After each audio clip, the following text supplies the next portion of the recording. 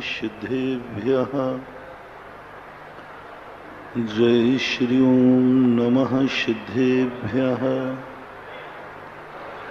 जय श्री ओम नमः सिद्धेभ्यः सर्वमंगलमांगल्यं सर्वकल्याणकारकं प्रधानं सर्वधर्माणां जैनं जयतु शासनम्। पंच परमिष्टि भगवान की आचार्य श्री गुरुवर कुंद कुंद महाराज की आचार्य श्री गुरुवर विद्यासागर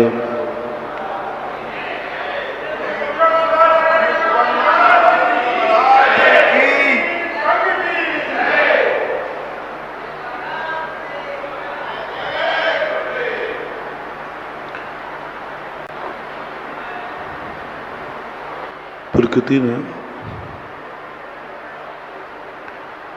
इस सृष्टि के संचालन को दो भागों में बांटा। एक भाग अपने स्वयं के अंडर में रखा और एक भाग वस्तु को स्वतंत्र छोड़ दिया, जिसमें से चार जो द्रव्य हैं, छह में से वे प्रकृति ने अपने अंडर में रखे। उनका परिणमन, उनकी सत्ता, उनकी व्यवस्था प्रकृति ने स्वतः ही अपने हाथ में ली और उन्होंने अपनी व्यवस्था को लेकर के दोनों व्यवस्थाओं को एक कर दिया। प्रकृति ने कहा कि तुम्हें उत्पाद व्यय ध्रुव करना होगा, परिणमन करना होगा। ये प्रकृति का नियम है। प्रकृति कोई वस्तु नहीं है। प्रकृति का अर्थ होता है नेचर, स्वभाव। कहीं खोजने मत जाना कि प्रकृति कहीं मिलती होगी। कई विचारक प्रकृति को एक वस्तु मानते हैं। प्रकृति और पुरुष के सहयोग से संसार चलता है। वो मानते हैं प्रकृति एक वस्तु है, लेकिन जैन दर्शन कहता है प्रकृति कोई वस्तु नहीं है, वो उसका नेचर है। पेंसिल की प्रकृति है, ये इसका नेचर है। आँख की प्रकृति है, ये इसका नेचर है। हर वस्तु का एक नेचर होता है। ऐसा ही द्रव्य का एक नेचर है, परिणमन करना, और वह परिणमन करता है। वही उसका नेचर है, लक्षण है, स्वभाव है। स्वभाव कहो, लक्षण कहो, नेचर कहो, नियत कहो। नियत आने वो कुछ भी, किसी की जरूरत ही नहीं, वो परिणमन, वो घटना घटेगी। तो प्रकृति एक तो सत्ता अपने हाथ में लेके चलती है। तुम किसी भी वस्तु को मिटा नहीं सकते, त्रिकाली सत्ता है। देवसेनाचार्य महाराज ने वस्तु के 10 सामान्य गुण कहे। उनमें एक अस्थि गुण है। तुम किसी को मिटा नहीं सकते। घबराओ मत, तुम्हें कोई मिटा नहीं सकता। प्रकृति अच्छी क्यों है? प्रकृति को लोग स्वभाव के अंदर क्यों ढाल देते हैं? क्योंकि प्रकृति हमें वो बल देती है, हमारे अहंकार को चूर करती है। प्रकृति कहती है कि तुम ये भ्रम मन से निकाल दो कि तुम किसी को मिटा सकते हो।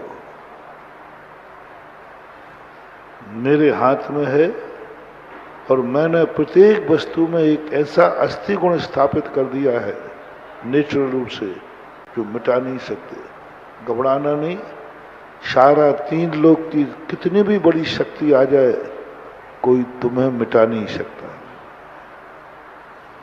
दूसरा गुण उन्होंने दिया द्रव्यत्व गुण। तुम कूटस्थ नहीं हो सकते। ध्रुवति द्रोष्यति अध्रुवत।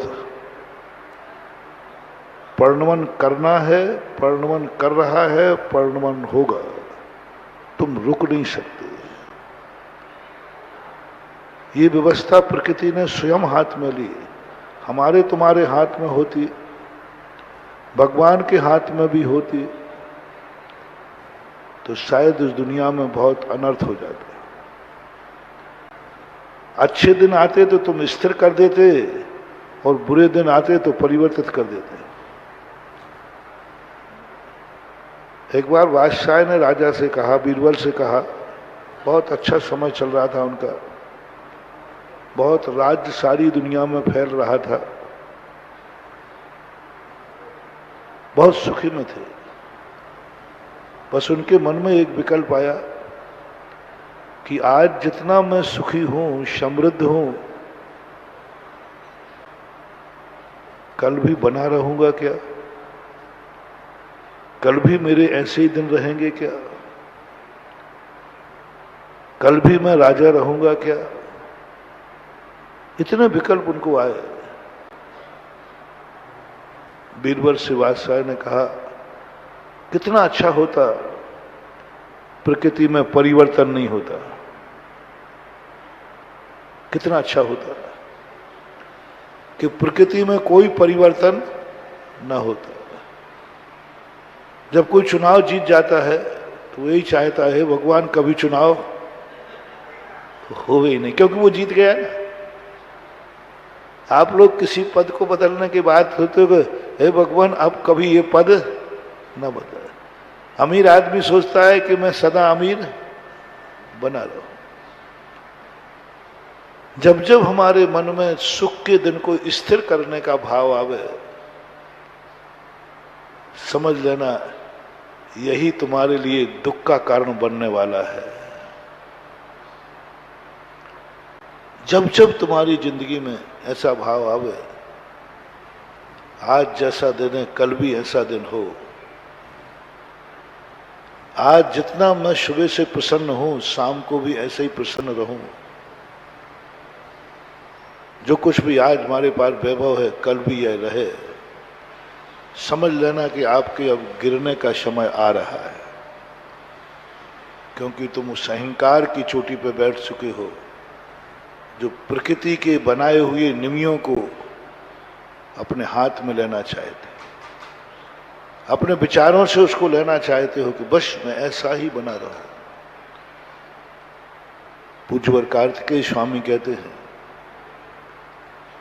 अपने अच्छे दिन की उम्र 1 सेकंड आपको बनाने, वहां एक समय लिखा है, आपको समझाने के लिए कहता हूं।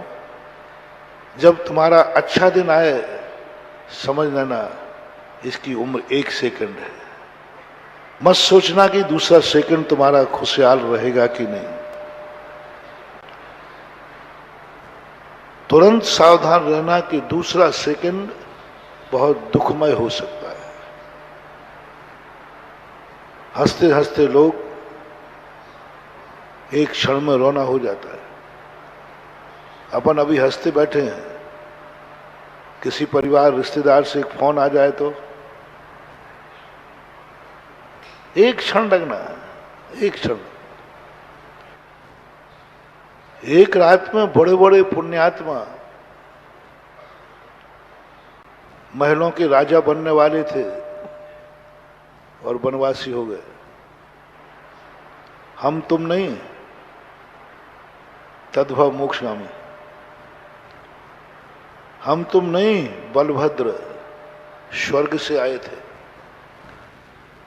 जिनके पुण्य इतना अपरंपार पुण्य था कि जिनके पुण्य की क्या महिमा गाना। रामचंद्र जी बलभद्र थे जैन दर्शन के अनुसार, सब कुछ था। एक रात में ऐसी किस्मत तो बदलते शायद तुम्हारे यहां भी नहीं आया।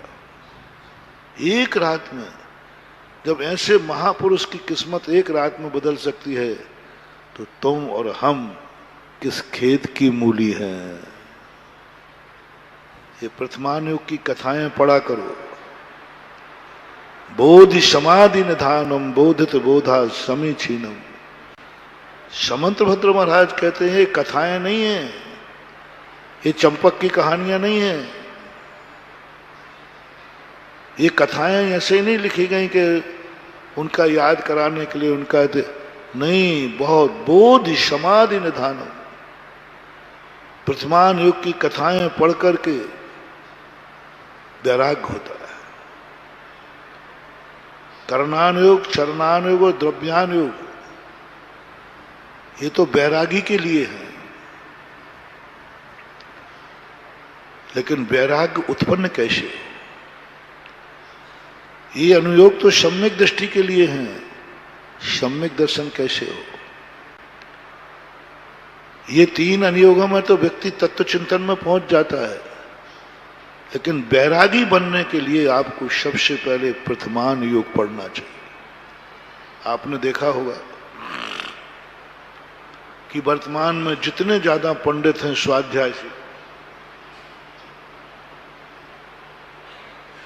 ये चारित्र धारण क्यों नहीं करते? मैंने सर्वे किया कि विद्वान लोग चारित्र धारण नहीं करते, बल्कि इनको तो धारण करना चाहिए क्योंकि विद्वान है। कई विद्वानों ने कहा कि बोले महाराज जी आजकल के साधु लोगों को पढ़ते लिखते तो है नहीं, स्वाध्याय तो है नहीं, और महाराज जी बन जाते हैं, स्वाध्याय मुआध्याय है कि नहीं। मैंने कि ये गलती हम साधुओं की नहीं है, ये गलती तुम पंडितों की है कि पंडित लोग साधु बनते ही नहीं है। तुम पंडित लोग साधु बनो तो साधु भी ज्ञानी मिल जाएंगे। फैक्ट्री तो तुम लोग हो। साधु बनने के बाद पंडित नहीं बना जाता है, पंडित बनने के बाद साधु बना जाता है, ये भूल तुम्हारी है। साधु बनने के बाद पंडिताई का कोई मूल्य नहीं है। साधु बनने के बाद चारित्र की कीमत होती है, ज्ञान का नहीं। हमारे शास्त्रों में हमें स्वाध्याय हमारा मूल गुण नहीं है। स्वाध्याय हम करें या नहीं करें हमारा कोई मूल गुण नहीं है। हमारा मूल गुण है क्षमता। क्षमता समारे तुति उचारे वंदना जिन देव को।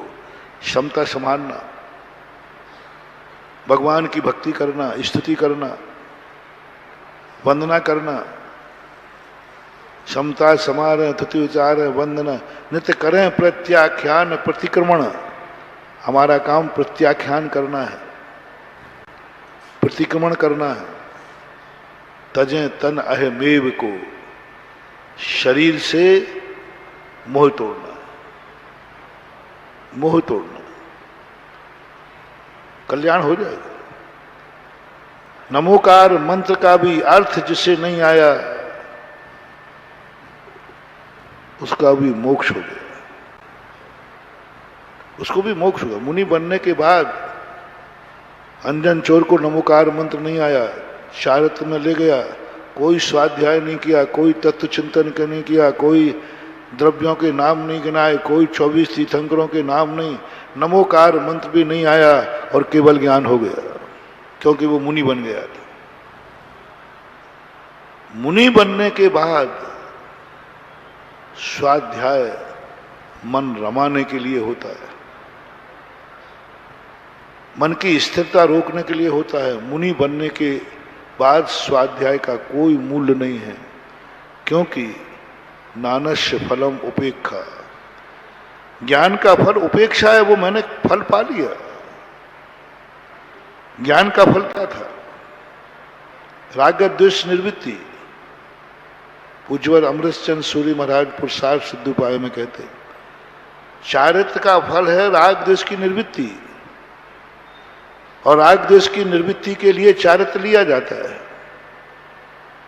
राग द्वेष की निवृत्ति हो गई। हम अब कोई व्यक्ति जिसके लिए पढ़ रहा है उसकी वह नौकरी लग जाए फिर भी पढ़ेगा। नौकरी के लिए पढ़ता है कि नौकरी लगने के बाद पढ़ता है? नौकरी के लिए पढ़ता है, फल मिल गया। ज्ञान का स्वाध्याय का फल था वैराग। वैराग हो गया, हमने सब पाप छोड़ दिए। इसलिए कहा जाता है कि तुम स्वाध्याय करो जिससे पापों से निवृत्ति हो। हमने पाप छोड़ दिए, हिंसा छोड़ दी, झूठ छोड़ दिया, कुशील छोड़ दिया, चोरी छोड़ दी, परिग्रह छोड़ दिया। अब हम काय के लिए स्वाध्याय करें, मुझे समझ में नहीं आता है। आज तक किसी भी साधु, जितने बड़े बड़े साधु हुए, ये स्वाध्याय करते नहीं। इनके पास कोई किताब ही नहीं होती, शास्त्र दे। शास्त्र स्वाध्याय करना, प्रवचन करना आदि, ये सब हम जैसे कमजोर साधुओं की देन है।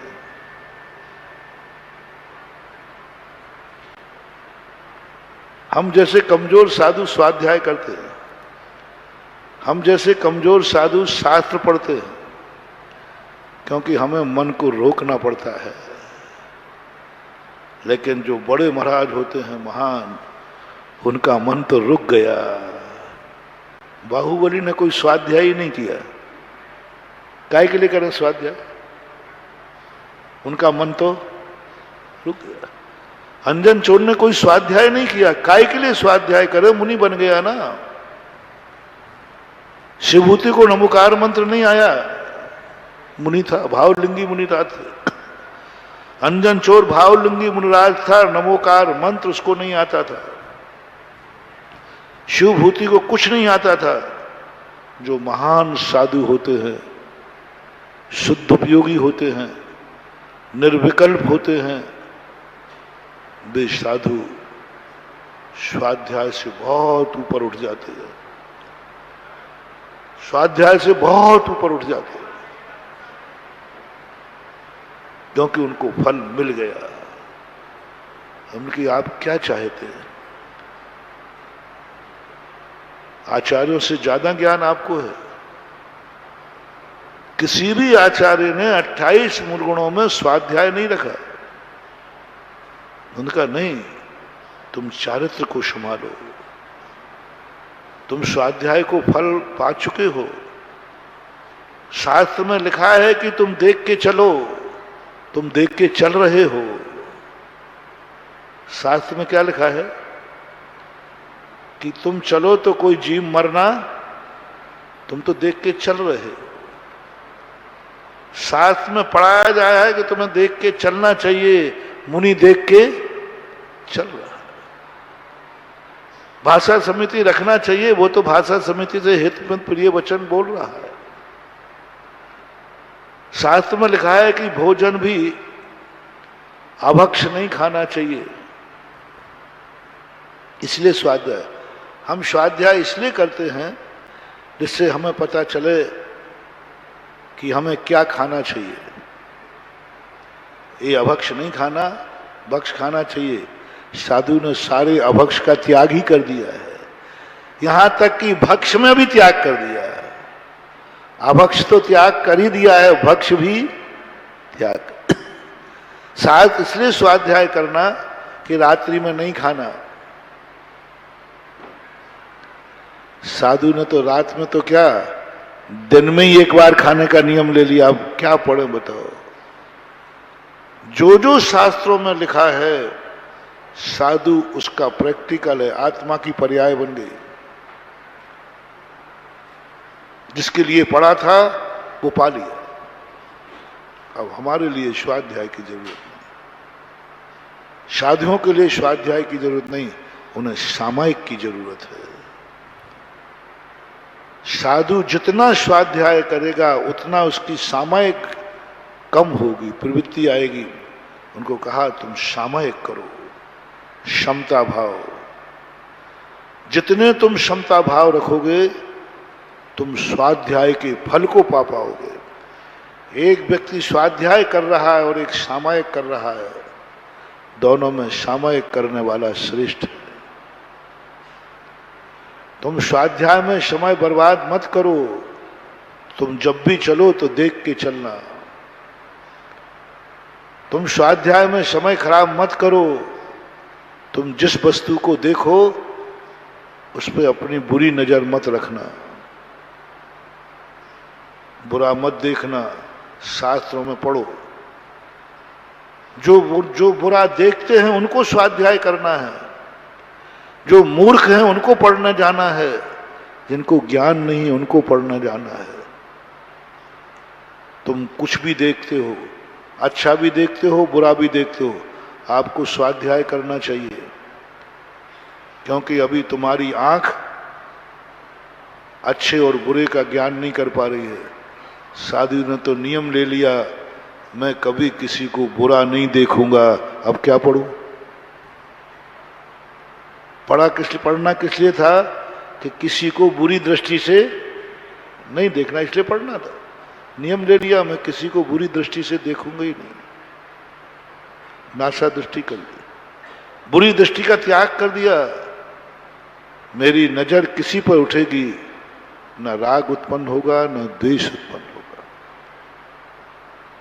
राग और द्वेष उत्पन्न हो रहा है तो अभी उसको साधुता की सिद्धि नहीं हुई, वो स्वाध्याय करे। जिसको दूसरे को देख करके यदि राग और द्वेष उत्पन्न होता है तो स्वाध्याय करना चाहिए, चाहे वो मुनि हो चाहे गृहस्थ हो, क्योंकि उनकी आंख में अभी राग द्वेष को बुरा देखने की आदत है। किसी वस्तु को देखकर उनके परिणाम बिगड़ते हैं, बुरे परिणाम होते हैं। यदि ऐसा आपको होता है कि मैं जब किसी वस्तु को देखता हूं तो राग द्वेष उत्पन्न होते हैं, आप चुपचाप स्वाध्याय करना शुरू कीजिए कि ऐसा परिणाम करने का हश्र क्या होगा, राग द्वेष करने का इसका परिणाम क्या निकलेगा। तुम्हें तत्व चिंतन चाहिए। जिन्होंने बुरा देखा है प्रथमानुग पढ़ो, उनका क्या नाश हुआ है। कर्म सिद्धांत पढ़ो, बुरा देखने वालों का दुर्ग नरकों में क्या हुआ है, बुरा देखने वालों ने कैसी कैसी जिंदगी उनकी जी है, उनका पढ़ो। बहुत बड़ा मोटिवेशन दे रहा हूं। किसको पढ़ाई करना, आप भी निर्णय करना, मैं भी करूंगा। कुछ अच्छा जानने के लिए, कुछ बुरा जानने के लिए।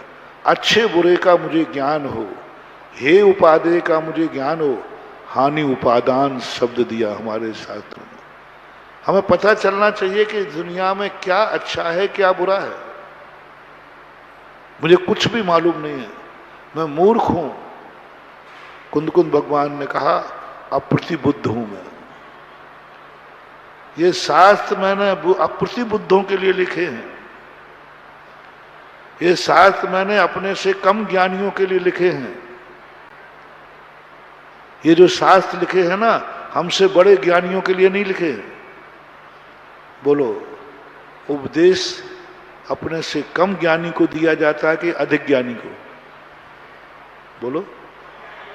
नहीं, मैं आचार्य श्री को उपदेश दूंगा और आचार्य श्री ज्ञान सागर को देंगे और ज्ञान सागर सीधे भगवान को देंगे। भगवान बैठो। नहीं, महान लोगों के तो उपदेश सुने जाते हैं, उनको उपदेश। तो ये शास्त्र किसके लिए लिखे हैं? ज्ञानियों के लिए नहीं, अप्रतिबुद्धों के लिए। बहुत अच्छा शब्द कुंद भगवान ने दिया, पूज्यवर ने, अप्रतिबुद्ध। और अप्रतिबुद्ध कौन कहलाता है? जिसको कुछ भी ज्ञान नहीं है। तो आप लोगों को पहले ये देखना है, जब तुम्हें ये भी ज्ञान नहीं है कि मुझे क्या करना चाहिए क्या नहीं करना चाहिए, तो आप स्वाध्याय शुरू कीजिए। आप शिक्षा लीजिए, किसी गुरु बनाइए, गार्जियन बनाइए। आपको गाइड की जरूरत है। यदि आप अप्रतिबुद्ध हैं और आपका कोई गाइड नहीं है तो आपका मोक्ष मार्ग नहीं मिलेगा। स्वर्गों से मोक्ष नहीं होता, क्योंकि उनका कोई गाइड नहीं होता, निर्देशक नहीं होता, गुरु नहीं होता। उनके भाग्य जो कराता है वो करते हैं। देवता अपने मन से कुछ भी नहीं कर सकते, भाग भरोसे उनका, जो बासा खाते हैं। एक बार मैंने कहीं प्रवचन में कहा था, जो भाग्य का खाते हैं, जो भाग्य से जीते हैं, जो भाग्य भरोसे रहते हैं, उनका कभी कल्याण नहीं होता, उनका कभी कल्याण नहीं होता। इसलिए मैंने जिंदगी में कहा, आपने प्रारंभ में भी कहा, कहीं आपको ये अनुभूति नहीं हो रही है कि मेरा भाग्य बहुत अच्छा है, मेरे भाग्य से देखो मैं माटी छूता हूं सोना हो जाता है, जिसमें हाथ डालता हूं फायदा हो जाता है, जहां जाता हूं जयकारा होता है, सब लोग मेरे मानते हैं, समझ लेना आपका कल्याण का मार्ग रुक गया। आपका कभी कल्याण नहीं हो सकता, क्योंकि आपके मन में भाग्य भरोसे जीने की बात आ गई है। जो किस्मत कराएगा, जो मेरी किस्मत में लिखा होगा, जो मेरे भाग्य में लिखा होगा, कभी मत सोचना महानुभाव। और भाग्य भरोसे रोटी कभी मत खाना। भाग्य भरोसे रोटी खाने वाला, भाग्य भरोसे जीने वाला को मोक्ष के दरवाजे बंद होते हैं। जैसे स्वर्गों में, स्वर्ग के देवता नई कमाई नहीं खाते, पुरानी, सब कुछ पुराना, पहले से सेट होता है उनका कि उन्होंने ये पुण्य किया है, इस स्वर्ग में जन्म लेगा, उतना वैभव उनको मिलता है। उनका कुछ भी नहीं, श्वास भी लेंगे तो वो पहले से फिक्स है, भाग्य भरोसे। हमारी श्वास भाग्य भरोसे नहीं, हम चाहें तो अभी 2 बार ले लें, 3 बार ले लें, हम चाहें तो 10 मिनट रोक सकते हैं, देवता नहीं रोक सकते, क्योंकि उनकी श्वास भी भाग्य भरोसे है, किस्मत के भरोसे है। पूर्व में सेटेड है कि तुम इतने दिन में श्वास लोगे, इतनी श्वास लोगे, ना कम करोगे, ना 1 सेकंड पहले, ना 1 सेकंड बाद। प्रकृति ने कहा इसको मोक्ष का दरवाजा बंद कर दो, ये भाग्य भरोसे जी रहा है। श्वास भी भाग्य भरोसे, श्वास भी किस्मत से, बहुत बड़ी चीज। उनका देखना भी किस्मत से, उतना ही आंख देखती है, फिक्स है, उससे ज्यादा नहीं। अपन तो चश्मा लगा के थोड़ा ज्यादा देख सकते हैं, अपन तो दूरबीन लगा के ज्यादा देख सकते हैं। देवताओं का फिक्स है आंख, फिक्स है कान। अपन तो थोड़ा कान की मशीन लगा दो, दूर तक माइक लगा दो तो उनको कुछ नहीं कर सकते। उनका कान फिक्स है, उतनी ही आवाज आती है। उनका खाना फिक्स है। तुम्हारा कितने बार चलता है? हमारा जी कोई पूछने की बात है क्या? 2 बार तो खाते हो, बीच में आ जाए तो महाराज स्वल्पाहार चल जाए। देवता नहीं कर रहे, पानी की बूंद नहीं ले सकते वो, एक पानी की बूंद भी वो नहीं पी सकते। उनका टाइम फिक्स है, इतने महीने में, इतने वर्ष में, इतने बज के इतने सेकंड पर ही उनको खाने पीने मिलता है, सेकंड टू सेकंड समय। यदि वो मंदिर में अभिषेक कर रहे हैं और उनके खाने का समय हो गया तो वो ये नहीं कह सकते साहब अभी मैं भगवान का अभिषेक करा, उसी समय उनके कंठ में अमृत झर जाएगा, उनका भोजन हो जाएगा। इसलिए देवताओं के हाथ से हम लोग आहार नहीं लेते हैं, क्योंकि वो देते देते खाने बैठ जाए। हाँ, वो आनंद लेने बैठ जाए, भोजन का आएगा, उनके हाथ में है ही नहीं। उनका ज्ञान फिक्स है, एक अक्षर का ज्ञान ना बढ़ा सकते हैं ना घटा सकते। हर देवता का ज्ञान फिक्स कर दिया, बिल्कुल सेट कर दिया। जन्म से ही एक अंतर्मुहूर्त के बाद जो उनको ज्ञान होता है, पूरी जिंदगी भर उनका ज्ञान एक होता है, कोई घटाबड़ी नहीं होती। वहां ज्ञान का क्षयोपशम हर देवता का फिक्स है। जिस देवता के लिए लिखा है कि इसको द्वादशांग का ज्ञान होगा, तो चाहे वो अभव्य हो, चाहे मिथ्या दृष्टि हो, चाहे सम्यक दृष्टि हो, 9वें गिरेवेक के सभी देवों का एक सा ज्ञान होता है, एक सा, कोई भी अंतर नहीं। अवध ज्ञान उनका फिक्स है। प्रत्येक देव का अवध ज्ञान जन्म से लेकर मृत्यु तक ना घटी है ना बढ़ी है। उनकी उम्र फिक्स है। जो जहां जन्मा है उसमें ना 1 सेकंड घटेगा ना 1 सेकंड बढ़ेगा। अपने यहां नहीं है। अपन तो अभी हाल ऊपर जाना तो सेल्फास खा लो, जिंदा रहना है तो डॉक्टर के पास चले जाओ। हमारी जिंदगी कुछ अपने हाथ में पूरी तो नहीं है, लेकिन देवताओं की नहीं। उनको जितना समय दिया गया उतने समय में वो जिंदा रहना ही है, बढ़ा भी नहीं सकते, घटा भी नहीं सकते। यहां तक कि उनके परिणाम निश्चित है। गजब, जब मैंने ये बात पूज्यवर वीरसेन स्वामी महाराज की धवलाजी में पढ़ी, ओह, परिणाम भी फिक्स, लेस्या फिक्स है। हम तो 6 लेस्याओं के मालिक हैं, उनकी लेस्या फिक्स है। जिसकी शुक्ल लेस्या है वो शुक्ल ही रहेगी, तेज लेस्या है तेजो रहेगी, पीत है तो पीत रहेगी, पद्म है तो पद्म। परिणामों में भी कोई अंतर नहीं आ सकता। लेस्या के परिणाम सब कुछ उनका फिक्स है। गत्यागति उनकी फिक्स है, वे सब जगह घूमने नहीं जा सकते। उनका क्षेत्र बना रहता है। इस देवता का क्रीड़ा क्षेत्र ये है, बिहार क्षेत्र है, दूसरा ले जाए तो बात अलग है। स्वयं तो वो अपने क्षेत्र से बाहर नहीं जाते, बटे हुए होते। यानी उनकी जिंदगी अपनी किस्मत की कठपुतली बनी है, इसलिए उनको मोक्ष नहीं होता। उनकी जिंदगी में कभी बुरा दिन नहीं आता, इसलिए जिनके बुरे दिन नहीं आते उनको मोक्ष नहीं होता। मूल प्रसंग पे आए अपना। क्या कहा?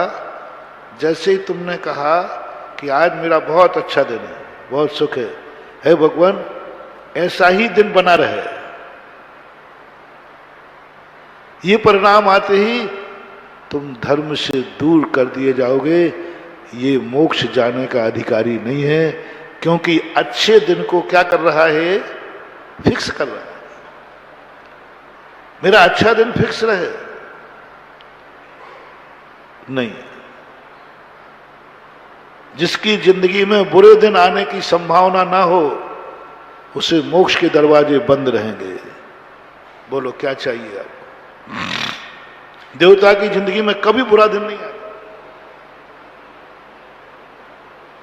वो निश्चिंत रहते, कभी बुरा दिन आएगा ही नहीं, बीमारी होगी नहीं, अकाल मरण होगा नहीं, दिवालिया होंगे नहीं, फिक्स है सब कुछ। बुरा दिन उनका आएगा ही नहीं, तो निश्चित हो गया। देवता को मालूम मेरा बुरा दिन कभी आएगा नहीं। जिनवाणी का इसको मोक्ष जाने से वंचित करो। भोग भूमि सब कुछ फिक्स है। उनका आहार का फिक्स है, आपका तो आहार फिक्स नहीं है। थोड़ा मन माफिक भोजन मिल जाए तो एक रोटी, बोलते जाओ ना थोड़ा, और कमजोर मिल जाए तो अरे मजा नहीं। भोग भूमि के लोग निश्चित है, बेर बराबर, बहेड़े बराबर, आंवले बराबर, उनका फिक्स है, इतना ही खाएंगे। वो भी किस्मत में, उनको कमाना नहीं है। उनके बुरे दिन नहीं आते। भोग मनुष्य है, वो किस्मत का खाते हैं, भाग्य का खाते हैं। पूर्व भाव में इतने पुण्य की कमाई करके गए हैं कि उनको वर्तमान में कमाना ही नहीं पड़ता, इतना कमाया देवताओं ने। और भोग भूमिया जीव अतीत के बहुत बड़े पुण्यात्मा होते, इतना पुण्य कमा के गए, इतना पुण्य कमा में गए कि वर्तमान में किंचित मात्र भी उनको कुछ कमाना ही नहीं पड़ता। भोग भूमि के जीव होते, उनकी उम्र भी फिक्स होती है, मरने का दिन फिक्स है। जिसके मरने का दिन फिक्स होता है, मरने का दिन कह रहा हूं, मोक्ष का नहीं, मरने का दिन फिक्स है, उसको मोक्ष नहीं मिलता। जिसके मरने का दिन फिक्स हो जाए कि इस दिन के पहले समय इतने बज के इतने सेकंड पर मरेगा, आपको मोक्ष नहीं होगा। जैसे भोग भूमि और देवता, इनके मरने का सेकंड फिक्स है, एक समय पहले भी नहीं मर सकते। तो अब ये बताएं आप कि आपको मोक्ष जाना है या सदा अच्छा दिन चाहते? पेचीदा प्रश्न है। सदा तुम अच्छा दिन चाहते हो कि मेरे सदा अच्छे दिन बने रहें? मेरा सब कुछ फिक्स हो, जो आज फिक्स है पर वो सब हो, क्योंकि आज मैं बहुत खुश हूं। मेरी जिंदगी में कभी इससे घटिया दिन नहीं आवे। ध्यान रखना, ये भी सोच लेना। बोलो, तुम्हारे मन में ये चाहत है कि नहीं? मांग लो आज वरदान कि महाराज मेरे में जो है इससे घटिया दिन नहीं आवे कभी। अच्छे दिन की बात पूछा हूं, आज ही तुम्हारा अच्छा दिन नहीं हो, सुबह से तो कल का निश्चित करना। जो तुम्हारी जिंदगी नहीं कोई कहे महाराज जी आज तो मेरा अच्छा दिन नहीं है, जिंदगी में जिस दिन तुम्हें अच्छा लगे कि मेरा आज बहुत अच्छा दिन लग रहा है, बहुत अच्छा लग रहा है, परिवार सुखी है, मैं सुखी हूं, सब तरफ से सुखी हूं, उस दिन तुम्हें यह भाव आ जाए कि हे भगवान, हे गुरुदेव, मेरा ये अच्छा दिन अब कभी घटिया दिन ना आवे। ये भाव आता है कि नहीं? आता है। तो आज लो उस भाव को, यदि तुम्हें ऐसा भाव आ गया है तो तुरंत गुरु वचन लो, जो दिन है उससे बढ़िया भी कभी नहीं आएगा। दोनों एक साथ फिक्स होते हैं, एक साथ फिक्स होंगे। यदि तुम्हारा भाव है कि इससे घटिया दिन कभी नहीं आवे, तो तुरंत दूसरा मीटर चलेगा, जाओ इससे बढ़िया दिन भी अब कभी आने वाला नहीं है। ये देवताओं और भोग भूमियों वालों ने यही मांग की है, यही विचार किया। उन्होंने कहा मुझे ऐसी जिंदगी मिले जो घटे नहीं, ऐसी जिंदगी मिले जन्म से अच्छा मिले, अच्छा ही। तुरंत फिक्स हो गया, ना तेरा जिंदगी घटेगी और ना तेरी जिंदगी बढ़ेगी, ना तू नीचे जाएगा ना ऊपर जाएगा। फिक्स कर दिया भोग भूमि जी में, फिक्स कर दिया एकदम। अब वे अपने सुख को बढ़ा भी नहीं सकते, क्योंकि उन्होंने भावना की थी कि मेरा सुख का दिन घटना नहीं चाहिए, मेरे पास जो धन है ये कम नहीं होना चाहिए, मेरा शरीर जो स्वस्थ है ये कम नहीं होना चाहिए, मेरा परिवार कम नहीं होना चाहिए, मेरा मकान कम नहीं होना चाहिए, मेरा व्यापार कम नहीं होना चाहिए, मेरी शक्ति कमजोर नहीं होना चाहिए, मेरी शक्ति कमजोर नहीं हो, मैं स्वस्थ हूं, स्वस्थ ही रहूं, मेरा परिवार जितना है ये फिक्स रहे, इसमें एक भी नहीं मरे, एक भी नहीं मरना चाहिए। भगवान जो मैंने परिवार पाया है इसमें से एक भी कम ना हो। सुन रहे हो ना?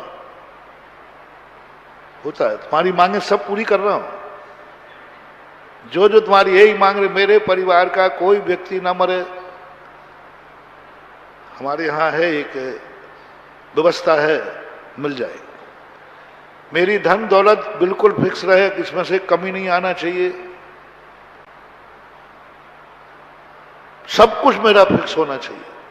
जो आज का अच्छा दिन, बुरे दिन नहीं, जो अच्छे दिन के दिन है सब कुछ फिक्स होना चाहिए।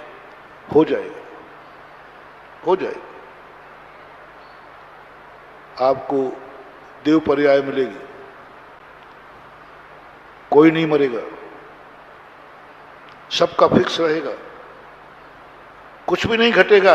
धन दौलत पहले दिन से आखिरी दिन एक कौड़ी भी नहीं घटेगी। शरीर का जैसा मिला है, कभी कोई बीमारी नहीं, सब कुछ फिक्स हो जाएगा। दो पर्याय ऐसे जीवों को मिलते हैं, भोग भूमि और स्वर्ग। अच्छे लोगों की कह रहा हूं, आप जैनी हैं, अच्छे आदमी हैं, आप मंदिर आते हैं, अच्छे आदमी हैं, आप मेरा प्रवचन सुन रहे हैं, अच्छे आदमी हैं, आप माला फेरते हैं, अच्छे आदमी हैं, आप रात्रि भोजन नहीं करते, अच्छे आदमी हैं, आप मांसाहार नहीं करते, अच्छे आदमी हैं, आप शब्द व्यसन नहीं करते, अच्छे आदमी हैं, आप अच्छे आदमी हैं। आपकी डिमांड क्या है?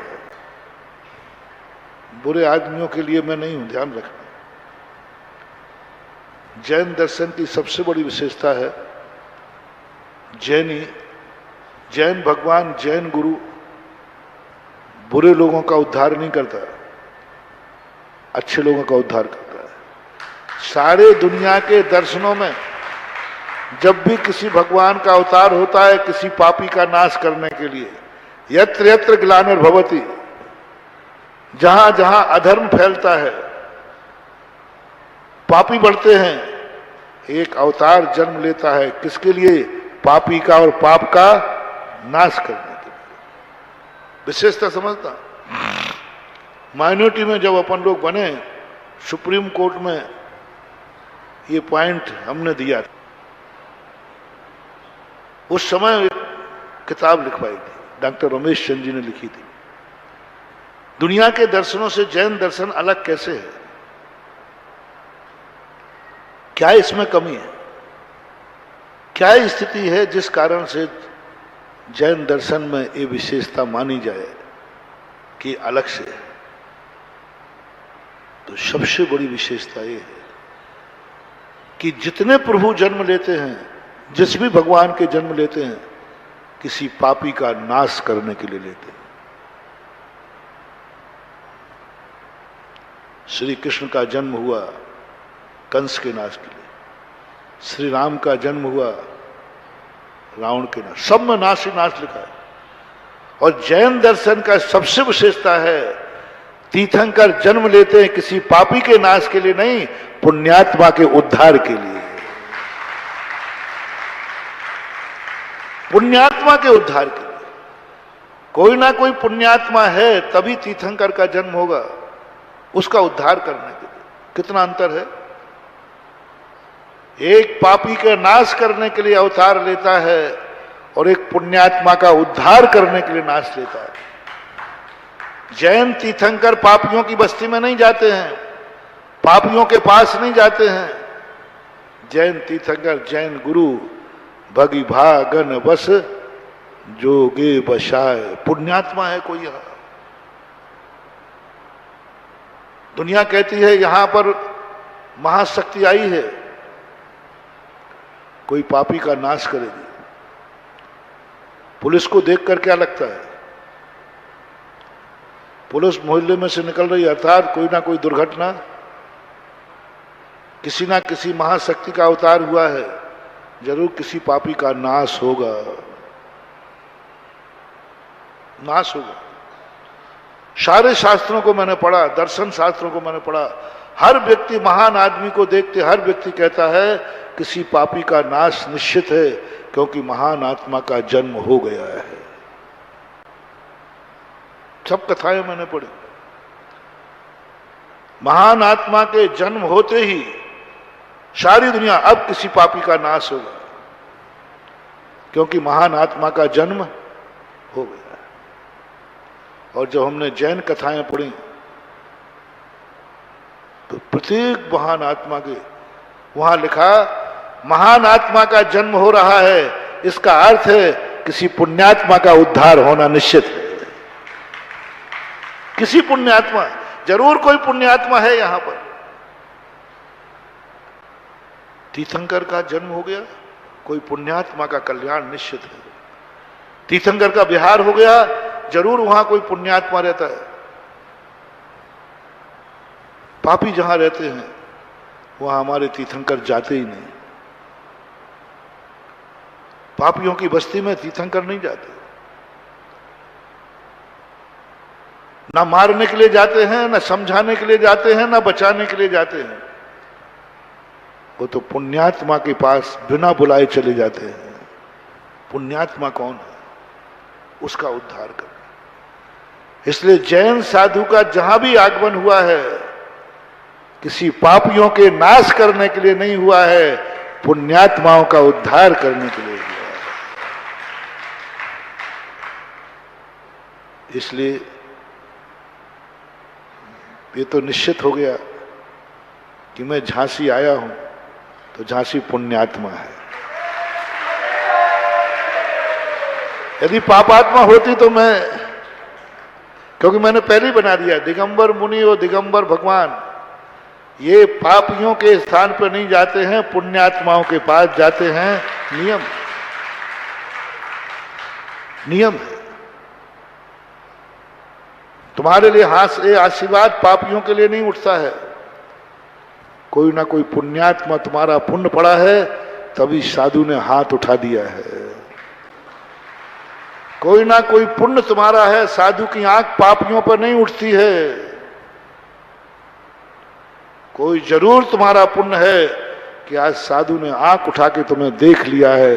तुम्हारे पुण्य ने गुरु की आंख उठाई है। पापी लोग कभी पापियों पर गुरुओं की दृष्टि नहीं पड़ती। पापी लोगों पर गुरुओं की दृष्टि नहीं पड़ती। कभी दृष्टि पड़ जाए तो नियम से उसका पुण्य है।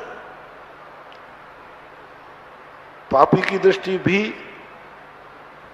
भगवान पे नहीं पड़ती, भगवान की दृष्टि भी पापी पे नहीं पड़ती। अब वो भगवान के दर्शन नहीं कर सकता। ये जैन दर्शन की विशेषता है।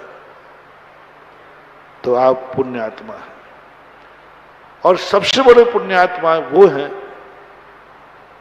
जो इस समय करगुआ, अपने झांसी गांव छोड़ करके करगुआ में आ गए। उससे बड़े पुण्यात्मा वो हैं जो इस समय मैं प्रवचन दे रहा हूं और तुम प्रवचन, मैं पापियों को प्रवचन नहीं दे रहा हूं, तुम्हारा कोई पुण्य है जो मैं प्रवचन दे रहा हूं। बिना उसके वाणी खिल नहीं सकती। पूरा समोषण खचाखच भरा था, कोई पुण्यात्मा नहीं था। 66 दिन तक भगवान मौन बैठे रहे, कोई पुण्यात्मा नहीं था। जब पुण्यात्मा आया, भगवान की वाणी खिल गई। तो मैं तो मेरे जो सैंपल होते हैं ना, बहुत सीधे सीधे होते हैं। मेरा झांसी जाने का, आचार्य श्री ने आशीर्वाद झांसी जाने का क्यों दे दिया, क्यों दे दिया? गए थे ना 4-5, महाराज ने कहा अच्छा महाराज को ले जाओगे, आशीर्वाद दिया। तो मैंने सोचा झांसी जाने का आशीर्वाद क्यों मिला? कोई वहां गड़बड़ होंगे, कोई पापी लोग होंगे, उनका उद्धार करने के लिए भेज रहे होंगे। ओहो, जिनवाणी वहां से पूछा कि गुरुदेव ने आशीर्वाद क्यों दिया? बोले जाओ, इस समय झांसी वालों का पुण्य का उदय है। पुण्य का उदय, पुण्य का उदय जब ही पकेगा। पुण्य के उदय का फल यह है कि साधु तुम्हें मिल गया। ये पुण्य का परिपाक है, पाप का नहीं। पाप का उदय होता तो शायद बाजू से निकल जाता। पाप का उदय होता तो मिल ही नहीं सकता, असंभव। गुरु के मन में कोई विकल्प आ जाएगा, वो देंगे ही नहीं, और विघ्न आ जाएगा। एक व्यक्ति के यहां आचार्य श्री ने आशीर्वाद दे दिया, मेरा भी मन हो गया, लेकिन उस गांव का पाप का उदय था कि वह सब होने के बाद भी नहीं पहुंच पाए, पैर में फ्रैक्चर हो गया। तो मैंने कहा भैया चलने का तो कल विहार करना था, फलाने स्थान पर, फलानी जगह पर जाना था, सब कुछ ठीक था, फ्रैक्चर क्यों हो गया? बोले महाराज जी ये क्या? बोले महाराज जी आपके अशुभ कर्म का उदय है।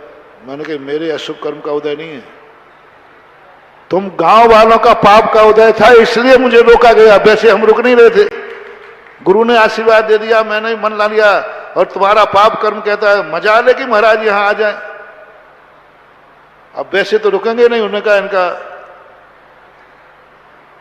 ये होता है। पाप कर्म के उदय आने पर साख उपाय करो, तुम्हें अच्छी वस्तु का सहयोग नहीं मिलने वाला। इसलिए तुम पुण्यात्मा तो हो, पुण्य का उदय तो हो। पुण्य का उदय नहीं होता। इस समय सबसे पंचम काल में पूज्यवर पूज्यपाद स्वामी कहते हैं सबसे बड़ा पुण्यात्मा किस समय उदय में है? जिस समय व्यक्ति मंदिर में हो, मंदिर में भी गुरु महाराज हो, गुरु महाराज में भी प्रवचन दे रहे हो और तुम प्रवचन सुन रहे हो, समझ लेना पंचम काल का सबसे बड़ा पुण्यमय जीव समय। इससे बड़ा पुण्य का समय हो ही नहीं सकता। अभिषेक करते समय का समय सेकंड है, पूजा का समय सेकंड है, माला का समय सेकंड है, ये सेकंड समय। फर्स्ट समय सबसे बड़ा पुण्यात्मा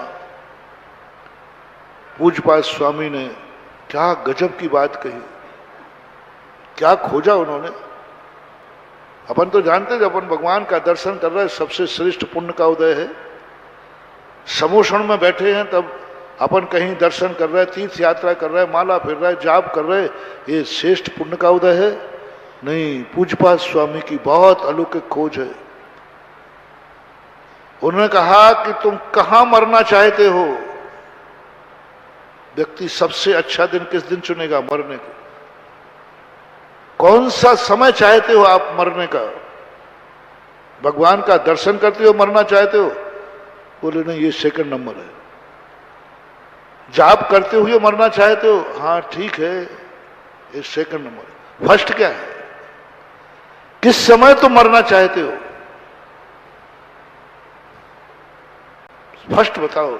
सबसे पवित्र स्थान, पवित्र क्षण, पवित्र समय है जिस समय तुम मरना चाहोगे। हमें कहीं देखने में नहीं मिला।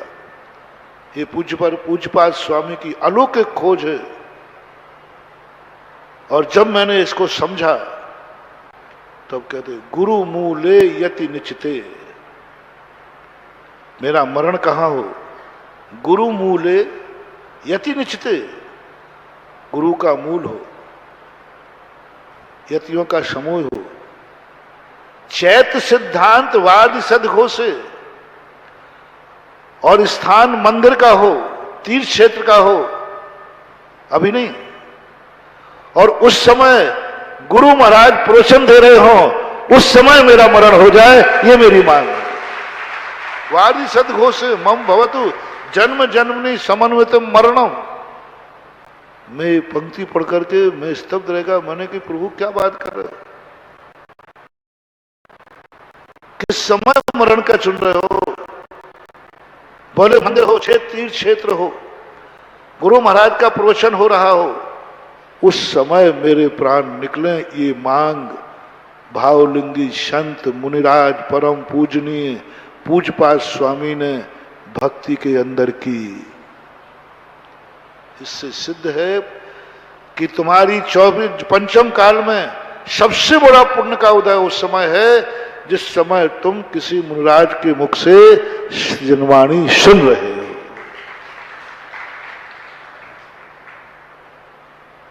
अब ऐसे में यदि किसी का मरण हो जाए, कह दूं बुरा तो नहीं मानोगे? मैं तुम्हारा कोई हूं कि नहीं? बोल दो ना। जब मैं तुम्हारा कोई हूं तो एक तरफ थोड़ी रिश्तेदारी होती है, तुम भी मेरे कोई हो। और तुम्हें अपना मानते हो तो मैं भी तुम्हें अपना मानता हूं। अपनों को अच्छी वस्तु दी जाती कि बुरी वस्तु है? थोड़ा जोर से बोलो ना। तो मेरा मन कर रहा है मेरे भक्त का मरण सदा प्रवचन सभा में हो गए। महाराज जी गड़बड़ मत करो, नहीं तो कल से कोई नहीं आएगा। तो ठीक है, नहीं कहूंगा सबका मरण बाथरूम में हो गए। अब तुम्हें क्या करूं? होता अच्छे स्थान का तुम्हें बुरा लगेगा तो भाई सबसे बुरा स्थान चुन लो। क्यों बाथरूम में मरण नहीं होते क्या? देश का राष्ट्रपति फखरुद्दीन अली अहमद कहां मरे थे? होता है, होता है। निर्णय हमें करना है कि हे भगवान ऐसा, और तुम लोग उल्टा कर देते हो। यदि प्रवचन में तुम्हारा कोई व्यक्ति सुधार गया ना तो फिर तुम महाराज के प्रवचन में आना बंद। बोले क्यों? भैया हमें गुरुओं के प्रवचन फलते नहीं है। क्यों? हमारे दादाजी प्रवचन सुनते सुनते उल्टी नीति चल रही। सम्य शिखर में कोई मर जाए तो सम्य शिखर बंद। क्यों? महाराज जी सम्य शिखर हमें फलती नहीं है, हमारी दादी जी चली गई थी। कितनी मूर्खता है। दिवाली के दिन कोई मर जाए, बोल दो ना दिवाली बंद, दिवाली बंद। कई लोगों को मैं देखता हूं, और आज हमारे यहाँ तो दीपक जल ही नहीं सकता। बोले क्या? बोले दिवाली के दिन हमारे यहाँ कोई मर गया था तो दिवाली बंद कर दी। अरे मैंने कि मूर्ख, दिवाली के दिन मरने के लिए तरसते हैं लोग। मैं तो ये भावना भाता हूं, मेरा और तुम्हारा भक्तों का मरण हो तो ठीक दिवाली के दिन हो, जिस दिन भगवान का मोक्ष हुआ। मोक्ष कल्याणक के दिन मरण हो, अहोभाग्य मानो। तुम्हारा घर महान है जो दिवाली के दिन मरण हुआ। अब 16 दीपक नहीं, 32 दीपक जलाओ, 16 महावीर स्वामी के और 16 उसके, और कहो मेरा परिवार वो भाग्यवान है जो दिन दिवाली के दिन भगवान के लिए चुना गया है, उसमें हमारे परिवार के दादाजी गए हैं, हम महावीर स्वामी के वंशज हैं। संभवतः सन 1982 की घटना है। नैनागढ़ में चतुर्मास था, पूज्य गुरुदेव के साथ में थे सब। चतुर्मास का निष्ठापन चल रहा था। निष्ठापन चलते चलते, उस समय टीवी वगैरह नहीं थे, ट्रांजिस्टर चलता था। आकाशवाणी से आया, ठीक सूर्य की किरण निकलते समय ही विनोबा भावे ने शरीर छोड़ दिया। विनोबा भावे हुए हैं एक पद। आचार्य को वहीं सूचना दी। आचार्य ने कहा ये है भाग्यवान, क्योंकि उनके जीवन में हमेशा वो कहते थे गीता को छोड़कर और महावीर से बढ़कर मेरे जीवन में और कोई प्रभाव नहीं। जब उनसे पूछा गया कि महावीर स्वामी के आपके ऐसे, क्योंकि वो जैन नहीं थे, महावीर स्वामी के आप किस सिद्धांत से इतने प्रभावित हैं? तो उन्होंने कहा महावीर स्वामी ने जो मरण की कला सिखाई है, समाधि, वो अद्भुत है। और वे महावीर के प्रति यही कहते, भगवान महावीर यदि मेरा शरीर छूटे तो आप जैसा छूटे जैसा आपने छोड़ा है। उसका परिणाम उन जैसा शरीर तो नहीं छोड़ पाए क्योंकि पंचम काल था, लेकिन जिस दिन जिस समय भगवान महावीर को निर्माण हुआ, ठीक उसी समय विनोबा भावे ने शरीर छोड़ा। ये रही जाकी रही भावना जैसी, सो देखी मूरत तिन तैसी। हम वो पुण्यात्मा घर है जिस घर में दिवाली के दिन मरण होता है, यही महावीर के वंशज का घर है, महावीर का घर है। महावीर भगवान की